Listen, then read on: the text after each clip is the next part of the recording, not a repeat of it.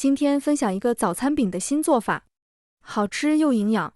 准备一根茄子洗净，不用去皮，先把茄子的头和尾切掉，斜刀切成薄片，再改切成丝，切好放盆里备用。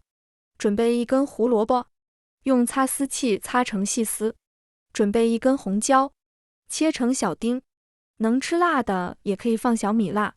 所有食材都准备好了，放一勺盐，加入100克玉米面，再加入100克白面，加入适量的清水，朝一个方向把它拌匀。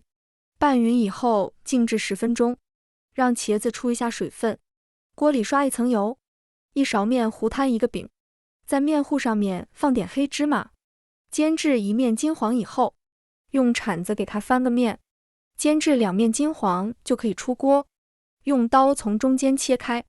简单美味的茄子早餐饼就做好了，喜欢的朋友可以试一下。